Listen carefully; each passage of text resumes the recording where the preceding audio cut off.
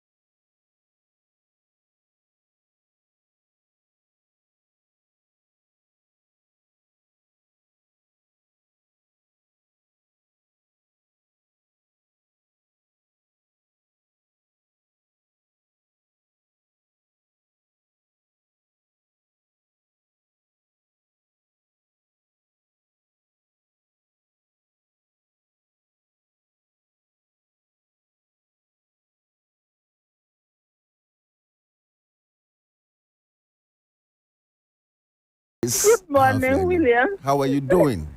I am better today than yesterday. What about you? I'm perfect by grace. Yeah. Tell us how and why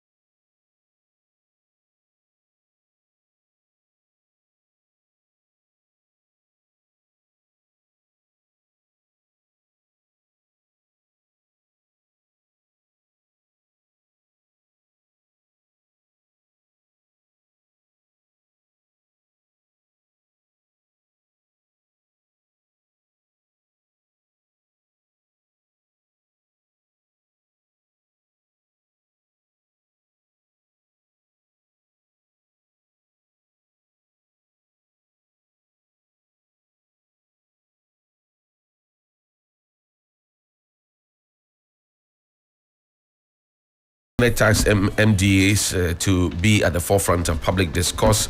Also, Europe allies must repay sacrifices Africans made at the Second World War precedent. Africa's inclusion in G20 will speed up progress, according to Ken Oforiatta. And police arrest 49 suspects for unlawful assembly. That's what we have there. The Ghanaian Times says, let's reform UN Security Council to conform to current global trends. President urges world leaders. Police clash with protesters, 49 arrested as they occupy Jubilee House protests. Reflect on development agenda. Dr. Kwame Nkrumah, as the CPP speaker, and take communication agenda setting seriously. Cabinet to MDAs. Government wants to set agenda for the media. Is that what they taught him in school? Daily Graphic. Reform UN Security Council. President Akufo-Addo. Every eligible voter will be captured. EC chair assures prioritize national interest. Dr. Abu Sakara Foster. Daily Graphic digitalizes archive. 70 years national records have been documented, and that's good news for us. I remember back at GIJ, we had to go through the library, those voluminous documents you go through. Say, go and look for 5th of March 1962. And then you are running around looking for it. But now it's been digitalized, so that's good. Intertech introduces chemical-free minerals testing technology. What do you have, William? ABC News, government to prioritize agenda setting. That's according to Kojo Oppong Nkrumah, information minister. 6 illegal miners jailed 120 years in Takwa. That's on page 3. Bawumia gives opposition NDC sleepless nights. ABC is saying that. And international community must support efforts to resolve Africa's conflicts. Akufo-Addo is saying so. That's the president of the republic. 49 illegal protesters grabbed. MPP welcomes Adwoa Safo's apology. I have no beef with Bawumia. That's according to Ken Ejepong. Electoral consideration won't compromise development goals, Finance Minister is assuring. Reform UN Security Council. Nana Akufo-Addo is making the call at the UN General Assembly. On the back page is sports and blame me for Man United defeat. Andre Onana is asking Man United fans to forgive him. Johnny, that's it for the papers. So I go straight to page 3 of the Daily the Ghanaian Times, and says Occupy Jubilee House protests. Police clash with protesters. 49 arrested yesterday while we were there at the Kwame Nkrumah Memorial Park, having a lot of fun and music with the GH Mega Band, etc. 49 people were arrested and some were beaten, according to the reports that they're sharing. As the 49 Democracy Hub demonstrators were arrested yesterday in Accra by the police for unlawful assembly and violation of the Public Order Act. They were arrested around the precincts of the Jubilee House, the seat of government, where they intended to picket for 3 days, and the 37 military hospital. This arrest was as a result of the flagrant disregard of the court process served on the organizers of the Democracy Hub group, which seeks to prohibit them from embarking on a planned demonstration within the vicinity of the Jubilee House. The police said in a statement. Clad in red and the national flag, the arrested demonstrators were marshaled into a waiting police bus and driven to the Accra Regional Police Headquarters, where they have been placed in cells assisting investigations. While they were being ushered into the police branded buses, the protesters sang the patriotic national youth anthem, Arise Ghana, Youth for Your Country, to exhibit their resolve, our reporter observed. Some of them were also bungled into the bucket of a waiting police pickup and driven to the police regional headquarters. The demonstrators, made up of various groups, converged at the 37 Laurel Park, marching towards the Jubilee House. And that's what it is. William, I need some education here. Maybe you can guide me. We're told that they've all been released on bail. But if I file a process at the court to injunct something that you're doing, and the court is yet to grant that injunction, does it preclude me from going ahead with what I am supposed to do? No, well, I don't think so. It's application is not injunction. Right. The injunction must be complete. So why is the police going ahead to say? And that's the question we are all asking. Yesterday I saw a post from lawyer Sremsai, lecturer at Gimpa Law, who is suggesting that about more than 20 lawyers are ready to defend the demonstrators and get the law working. Because if I've put in an application and I even get the injunction after the service, after the court has granted the application, I have to serve the individual. Because how do I know that I've been stopped from, or I'm being restrained from? If doing I'm what not being doing? served, I You don't know. know. Yeah, You have you only know. filed the process. The process has not been served on me. Yes. The court has not granted you what you are asking for. But even and you are going ahead to say, to be fair, even if the court grants, and I, the target, haven't received it by all the processes defined in law, how do you hold me accountable for something that I haven't received? And so we are just looking at how this is going to pan out. And you see, this also borders on a very core right in the Constitution. It's a very fundamental right, right? You know, freedom of association, freedom of expression, You freedom of understand? assembly. Yes. And so if the people have met at the time that they were rounded up, what were they doing? They had met at 37. Is that a crime? You know, were they destroying property? Were they killing people? So the police would have to be, you know, circumspect in the way they do things. I remember when is it COP Akrofi was in, or is it ACP or COP Akrofi? Yeah. They said charge. Charge, yes. You know. It was ACP. ACP. Yes. And then the police PRO was running, and they were asking him why he was running. So it was a tactical retreat. We hadn't gotten there yet. You hadn't gotten to a place where people were throwing stones or missiles at anybody. It was just, you know. So yesterday's incident was, and they were just manhandling the protesters here and there. Very, pushing very them. bad. I mean, that's assault.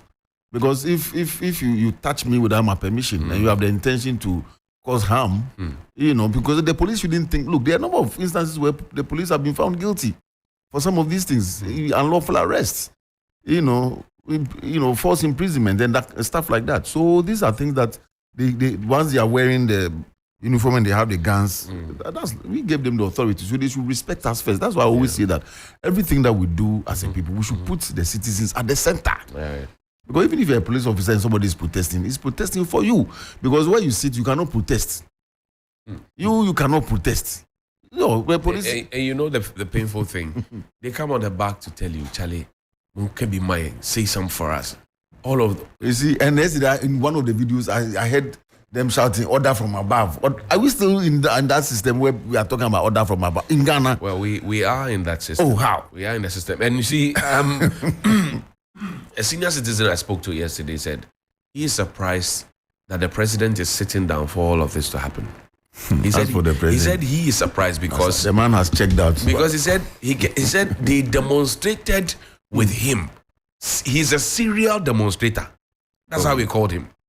Serial demonstrator. Well, The man has checked out.